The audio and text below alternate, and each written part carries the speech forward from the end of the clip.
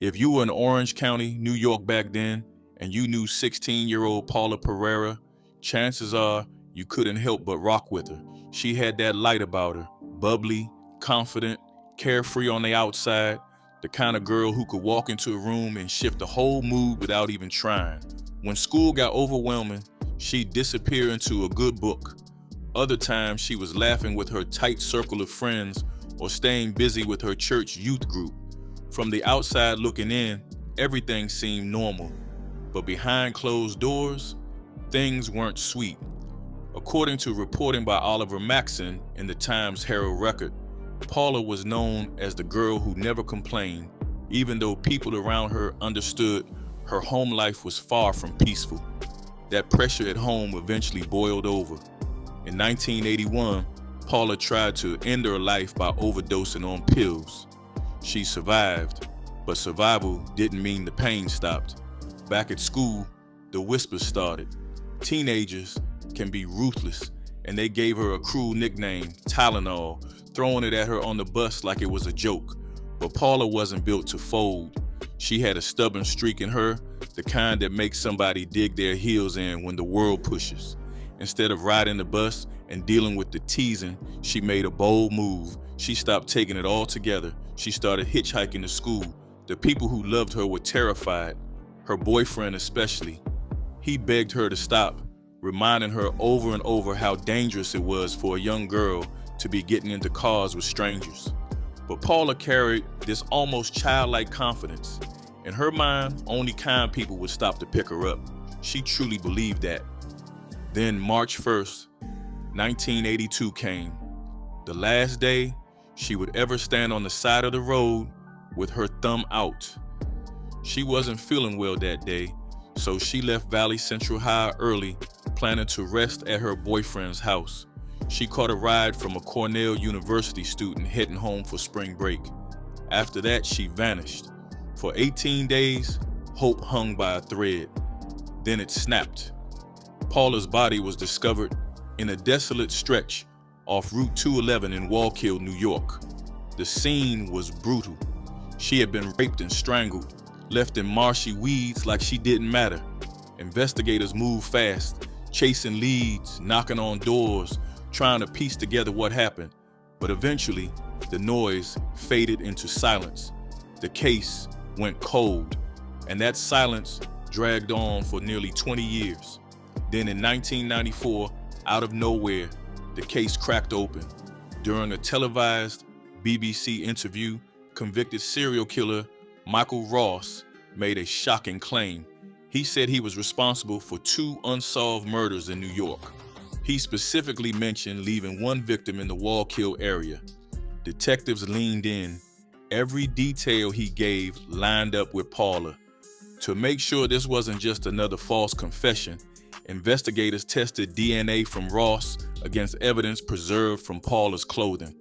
The results came back undeniable. It was a match. By the fall of 2000, Ross was officially charged with her murder.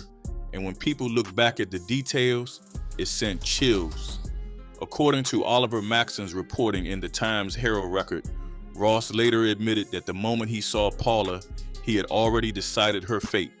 The heartbreaking truth is Paula wasn't his first victim, and she wouldn't be his last. By the time he was arrested in 1983, he had murdered 8 young women. To understand how someone becomes Michael Ross, you have to rewind. Back to his parents, Daniel and Patricia Ross, and a marriage that never stood a chance. It started in high school when Patricia, known as Pat, became pregnant. In that era, that meant one thing: marriage, whether love was there or not. Reporting from Martha Elliott in the Connecticut Law Tribune paints a clear picture. Pat never wanted that life. She didn't want to be a chicken farmer's wife in Brooklyn, Connecticut, but she felt trapped by circumstance. Michael Ross was born on July 26, 1959, the first of 4 children in just 5 years. The household wasn't warm or stable. It was tense, chaotic. Elliott's research shows that his mother battled severe psychiatric issues and often took her anger out on Michael through both emotional and physical abuse. Her instability eventually led to at least 2 institutionalizations, leaving Daniel as the main caregiver. But even then, the home didn't become safe. The trauma stacked up. At 8 years old, Michael was sexually abused by a teenage uncle he trusted, a babysitter he was close to. That same uncle later took his own life at 14. By the time he was 12, the damage wasn't just sitting inside him anymore. It was spilling out. That's when Michael started molesting 2 young girls, and instead of stopping everything and getting that boy some real help, his parents turned the house into a punishment factory. His mother would decide when it was time for a lesson.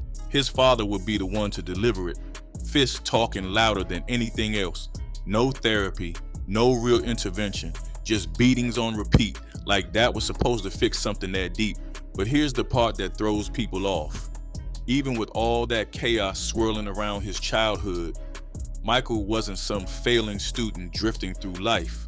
On the surface, he was sharp, focused, the kind of young man teachers would point to as proof that hard work pays off. He loved animal science and talked nonstop about one day owning his own farm. That dream felt clean, simple, like the opposite of the mess he grew up in. In 1977, after finishing at Killingly High School, he packed up and headed to Cornell University. Not just any program either. He enrolled in the College of Agriculture and Life Sciences to study agricultural economics. To outsiders, it looked like he was building something solid, and he wasn't hiding in corners. Reporting from Catherine Davis in the Cornell Daily Sun paints him as socially active. He joined Alpha Zeta fraternity. He was involved in Future Farmers of America. He dated often. Back then, people described the young women around him as bright, beautiful co-eds. He even got engaged at one point. On paper, he looked like a regular college kid with a bright future, but that was just the outside. Inside, something ugly was growing. As Elliot's reporting makes clear, his relationships never lasted. They kept crashing and burning. The picture he had in his mind of a perfect family started slipping away, and in its place came dark fantasies. Not just unhealthy thoughts, violent ones, sexual ones, the kind that don't just pass with time. By his second year at Cornell, those fantasies weren't just thoughts anymore. He started stalking women, watching them, following them, and before long, that stalking turned into a rape. He was attacking the very women he blended in beside on campus. What's wild is how long he stayed invisible. For a while, nobody connected the dots. Then, in September 1981, just after graduating, the mask slipped. He was working as a management trainee for Cargill Inc. in North Carolina, a detail reported by Rebecca James in a Syracuse online article. During a business trip in Illinois, he kidnapped a 16-year-old girl, dragged her into the woods, gagged her, and was in the middle of assaulting her when police showed up. He was arrested, but not for what he truly was. He was charged with unlawful restraint, a $500 fine, probation, and then he walked back out into the world. At that moment, law enforcement had no idea they had just let a predator go, because months earlier, in May, something terrible had already happened in Ithaca, New York. At the bottom of Fall Creek Gorge, authorities found the body of Dzung Ngoc Tu, a 25-year-old Cornell student from Vietnam. She was known as brilliant, kind, focused on her future. The night she disappeared, she had been studying in Warren Hall, the same building where Michael worked. When her body was discovered on May 12th, investigators initially believed it was suicide. That gorge had a tragic history. It seemed like a simple explanation, but the evidence told a different story. Dzung had not jumped. She had been raped and murdered. That was Michael's first known killing. According to Elliot's reporting, after murdering Dzung, Michael attempted to take his own life, but stopped. He later admitted he couldn't go through with it. He tried convincing himself it was a one-time act, a mistake, something he would never repeat, but that wasn't true. The line had already been crossed. On January 5th, 1982, 17-year-old Tammy Williams was walking home from her boyfriend's house in Brooklyn, Connecticut. She never made it. Michael abducted her. She was later found raped and strangled not far from where she disappeared. Tammy wasn't just a name in a file. Her best friend remembered her as someone with a heart of gold, a girl whose laugh could light up a room. The chilling part is that Tammy and her friends had gone to school with Michael. They used to cut through paths near his family's chicken farm, never knowing the danger sitting right there in plain sight. Still, he wasn't on police radar. 2 months later, Paula Perrera would become another victim. By April 1982, Michael had moved to Croton, Ohio for a job at an egg farm. A fresh start on the outside, same darkness inside. Around midnight on April 2nd, he targeted the home of an off-duty pregnant police officer. He knocked on her door with a calm story, said his car broke down, asked for a flashlight, she gave it to him. He left, then came back minutes later asking to use the phone. He even gave her his real name and workplace, playing the part of a harmless stranger. The second he got inside, he attacked. But this time he chose wrong. She fought back, hard. She managed to scare him off and immediately called fellow officers. Because she had his name and job details, police arrested him the next day. Finally, it seemed like the walls were closing in, but then the system stumbled. According to Michael Newton's The Encyclopedia of Serial Killers, his parents bailed him out a little over a month later. Instead of facing serious consequences, he was sent back to Connecticut for 16 days of psychiatric study. 16 days. Psychiatric reports confirmed he had deep psychological issues, which he blamed partly on his parents' divorce in 1981. But despite a record that already included multiple sexual offenses, there was no strict psychiatric monitoring, no close police surveillance, no aggressive intervention. He was free again, and freedom for Michael meant more blood. On June 15, 1982, 23-year-old Deborah Taylor and her husband were driving near Danielson, Connecticut, when they ran out of gas. According to Newton's reporting, they made a simple decision to split up and search for a station. That small decision turned deadly. While Deborah walked along the roadside, Michael spotted her. He abducted her, raped her, and strangled her. Months passed before the truth began to surface. A jogger eventually discovered her skeletal remains. At the time, Michael wasn't even considered a suspect, but the pattern was forming, and it was only a matter of time before everything caught up with him. By August 1982, Michael Ross finally stood in an Ohio courtroom for the assault on the pregnant police officer. On paper, this should have been the moment everything caught up to him. Instead, it felt like another light tap on the wrist.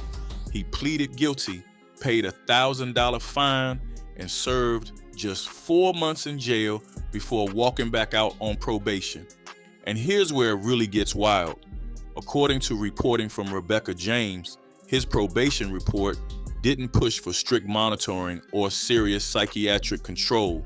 It suggested he make better use of his free time, take some classes, start jogging, maybe even learn to fly a plane. The thinking was that hobbies might somehow steer him away from violence.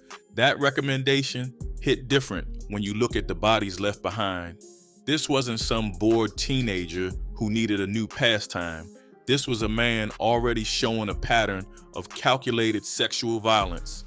A jogging routine wasn't going to fix that. Once released, Michael slid right back into Connecticut and picked up a job as a door-to-door insurance salesman. He lied about his record on the application and got hired anyway. The job gave him exactly what he needed: access. He could walk through neighborhoods unnoticed, knock on doors, study routines, and blend in as just another working man trying to make a living. It's more than likely he was scouting while selling policies. Then came November 19th, 1983, Thanksgiving Day. 19-year-old Robin Stavinsky from Norwich was hitchhiking. It should have been an ordinary ride. Instead, it became the last one she ever took. Michael abducted her and drove to a wooded area on the grounds of Norwich State Hospital. There, he sexually assaulted her, strangled her, and covered her body with leaves like he could bury the truth along with her. A week later, joggers found her. By this point, investigators were starting to see the pattern clearly. Paula Perrera, Tammy Williams, Deborah Taylor, now Robin. The similarities were too specific to ignore. The victims were often similar in build. They were found face down. They had been sexually assaulted and strangled. The scenes almost mirrored one another. Police understood they weren't hunting one isolated killer anymore. They were chasing a serial predator. They knew the method. They knew the signature. What they didn't know was the face behind it. They were racing against time, trying to stop the next headline before it happened. But Easter Sunday, April the 22nd, 1984, proved they were still behind. Two 14-year-old girls from Griswold, Connecticut, April Brunius and Leslie Shelley, were walking home from the movies. It was simple, innocent, just kids heading back after a night out. Michael pulled up and offered them a ride. Instead of taking them home, he kept driving. April sensed something was wrong. She pulled a knife and demanded he stop the car. For a second, it looked like she might turn the tables, but he managed to disarm her and kept driving, crossing into Rhode Island before stopping near Beach Pond. He tied both girls' hands and feet, then he forced April out of the car and walked her away. He sexually assaulted her, turned her onto her stomach, and strangled her. Afterward, he returned to the car and killed Leslie. He loaded both girls back into his vehicle and drove to Preston, Connecticut, hiding their bodies in a culvert.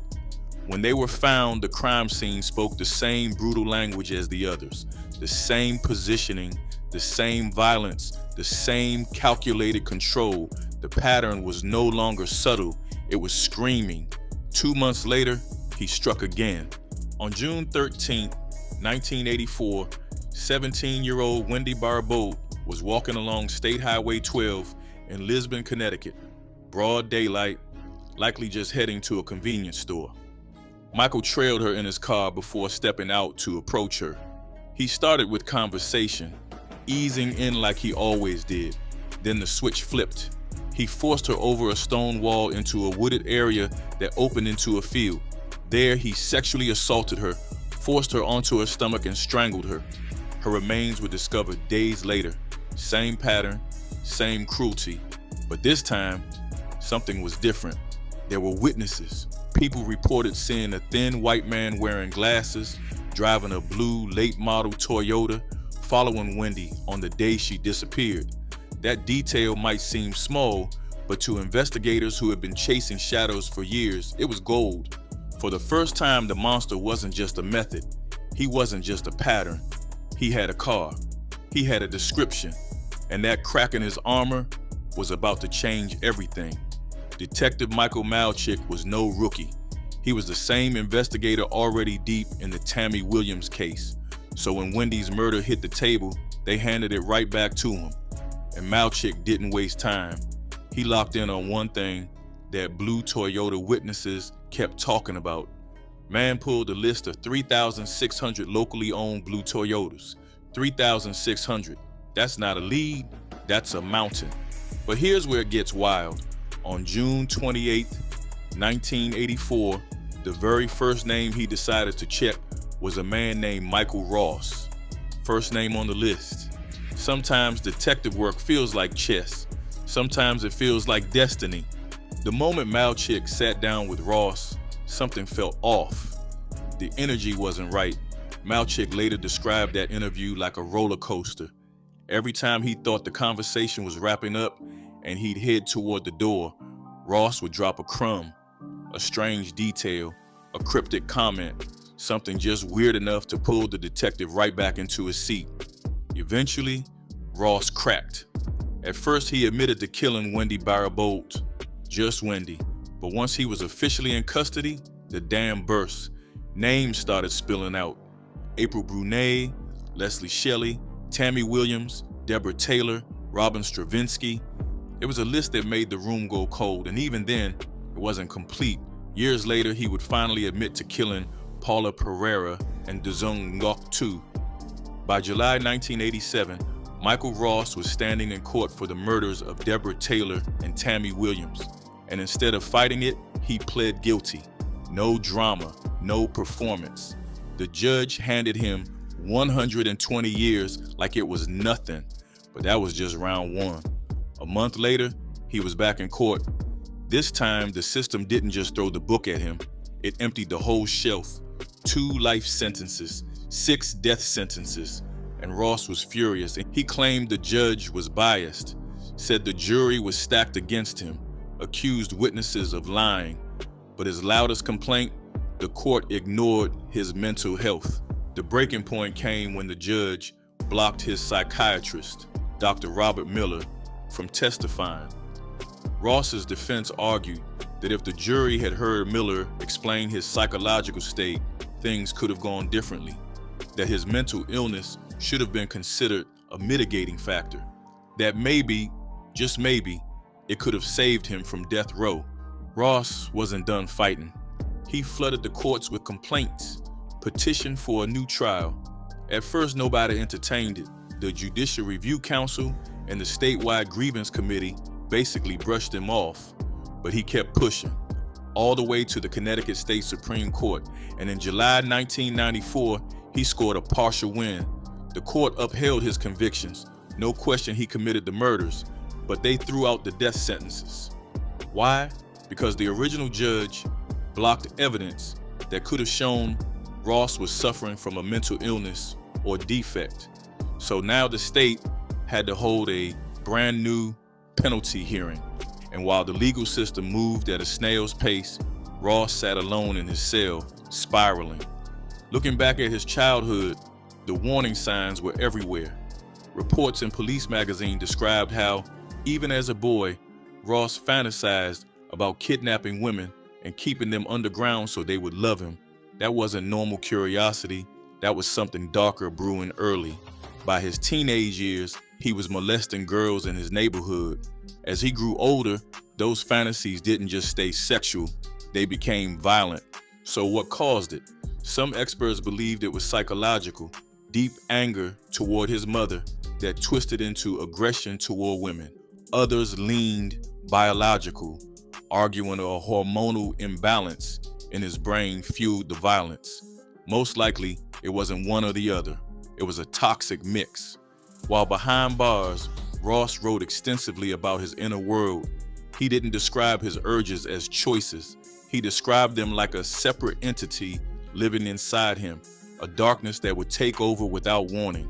In an article titled, "It's Time for Me to Die," he compared living with those urges to sharing a cell with an obnoxious roommate he couldn't escape. His internal experience was like a violent pendulum. It got so bad that death started to feel like relief, not just punishment, liberation. Psychiatrists who evaluated him largely agreed on one diagnosis: sexual sadism. Dr. J. Reed Malloy, a well-known expert on psychopathy, defines it as the conscious experience of pleasurable sexual arousal through the infliction of physical or emotional pain. That's the hallmark of a sexual psychopath. Ross told doctors he couldn't shake repetitive fantasies of degradation, rape, and murder, so they tried something drastic. They put him on Depo-Provera, a female contraceptive used to chemically lower testosterone. The goal was to drop his levels to what doctors call prepubescent range. Surprisingly, Ross said it worked. For the first time, the urges quieted down, but the relief didn't last. He developed serious liver problems, a known side effect, and had to stop. Not long after, the darkness crept back in. About a year later, doctors tried a different hormonal treatment. This time, it worked without wrecking his body. The urges were controlled, but clarity came with it. With the fog lifted, Ross began confronting what he had done. He claimed he could only remember pieces of the murders, but enough came back to haunt him. He wrote about being tormented by the pain he caused the families, and he knew there was no fixing that. So he made a decision that stunned everyone. He volunteered for execution. He wasn't fighting to live anymore. He was asking the state to kill him. That move shook the legal system. Some people felt relief, others were furious. Courts weren't used to inmates trying to speed up their own deaths. For nearly 4 years, Ross battled in court, not to avoid death, but to reach it faster. He even worked alongside prosecutors to try and bypass a new penalty hearing. On March 11, 1998, he signed a 10-page death pact with the state prosecutor C. Robert Satie, admitting his crimes were cruel and heinous and urging the court to carry out the execution. But a superior court judge stepped in and threw it out, calling the agreement unconstitutional and unsettling. A new penalty hearing was mandatory. By April 1999, jury selection began again. But right as it got moving, Ross reportedly had a change of heart. Suddenly, he didn't want to die after all. The defense shifted gears fast, arguing once more that his mental illness should spare him from execution. The prosecution wasn't backing down. They aimed to prove aggravating factors, the kind that justified capital punishment. It took 10 long months of jury selection and legal wrangling before the hearing even officially began. When it finally did, the prosecution came heavy. Over 3 days, they called grieving family members, police officers who worked the scenes, and then they played a videotaped BBC interview where Ross described in detail how much his victims suffered. It was brutal, emotional, hard to watch. Dr. Stanley Kapuczynski testified that Ross suffered from sexual sadism, but that drug therapy was managing the symptoms. The defense argued this wasn't pure evil. It was severe, treatable mental illness. Then Ross's father, Daniel Ross, took the stand. He pleaded for his son's life, arguing execution would be a mistake because Michael could be studied, a biological specimen that might help experts understand the mind of a serial killer. His aunt asked for mercy too. Then came an unexpected witness, Sam Reese Shepard, son of Dr. Sam Shepard, the man famously convicted in 1954 of killing his wife. Shepard opposed the death penalty on principle and echoed the idea that Ross was more useful alive than dead. But the biggest moment for the defense came when Dr. Robert Miller's testimony, the very evidence blocked in the original trial, was finally heard. Years earlier, Miller had written that Ross's mental state was a major mitigating factor. With that on record, the defense rested. The jury, 9 men and 3 women, deliberated for 9 long days. On April 6, 2000, the verdict came down. For the murders of April Brunet, Wendy Baribeau, Robin Stavinsky, and Leslie Shelley, Michael Ross was sentenced to death again. He stood there emotionless as it was read. The victims' families wept or bowed their heads. It had taken the state 16 years since his arrest to secure that sentence, and this time they were determined to make it stick. If the state had its way, Michael Ross would become one of the first people executed in Connecticut since 1960. August 2001, Michael Ross is sitting on death row in Connecticut, waiting on yet another appeal. Most people in his position would just sit tight and let the lawyers fight, not Ross. Instead, he gets shipped out to Sullivan County's max security prison in Fallsburg, New York. Why? Because Orange County still had unfinished business. Paula Perrera. By September 24th, Ross is standing in front of Judge Nicholas DeRosa, calm as ever, entering a guilty plea for first-degree murder. No theatrics, no denial, just guilty. The next month, the judge hands him 8 to 25 years for the rape and murder of Paula. Ross actually looked relieved. According to reporting from the Times Herald Record, he basically said he regretted that it had taken so long to get it handled. Like he'd just checked something off a to-do list. Cold. While that case wrapped up, another one quietly faded out. The 1981 rape and murder of Jung Ngok II never made it to trial in New York. District Attorney George Dentes made it simple. Ross was already facing the death penalty in Connecticut. What was the point? On top of that, Jung's family in Vietnam didn't want to relive the trauma in a courtroom. They'd already buried enough pain. Fast forward to May 2004. The road is running out. The Connecticut Supreme Court upholds Ross's death sentence. By October, it's official. Execution date set, January 26, 2005. After fighting the system for nearly 18 years, filing appeals, arguing mental health, pushing for hearings, Ross suddenly stops. drops the appeals, accepts the sentence, says he wants to spare the victims' families more pain. This is a former insurance agent, a Cornell graduate, not some reckless street criminal. He frames it like he owes a debt, says he killed their daughters, says if ending his life stops even a piece of the suffering, then that's what he has to do. His attorney, T.R. Paulding, backs him, says this isn't some twisted version of suicide, says it's courage. And strangely, Ross doesn't seem afraid. Kathy Yeager, a lay minister who prayed with him, says he believed he'd been forgiven, believed he was headed somewhere better. She even pointed out the irony that he wasn't acting like a man being punished. He was acting like a man moving on. According to her, Ross realized something brutal. Commuting his sentence would mean dragging the families through years more of hearings, more headlines, more reminders. He didn't want that, but the clock almost hit a snag. 1 hour before the scheduled execution on January 26th, his lawyer, acting on behalf of Ross's father, secures a last-minute 2-day stay. Just like that, everything pauses. New date, January 29, 2005 at 2:01 a.m. And then another delay. Now people are questioning his mental competence. For 17 years he fought to live. Now suddenly he's volunteering to die? Public defenders and family argue he's suffering from what they call death row syndrome, that nearly 2 decades under the death sentence broke something inside him. Behind the scenes, chaos. Attorney Diane Poland represents Ross's sister, Donna Dunham, trying desperately to intervene. Another attorney, Antonio Pomvert III, pushes for a restraining order with a haunting argument that letting Ross choose execution could spark a suicide contagion among other inmates. At 10:30 in the morning, Judge Droney shuts it down. No restraining order, no intervention. But the fight doesn't stop.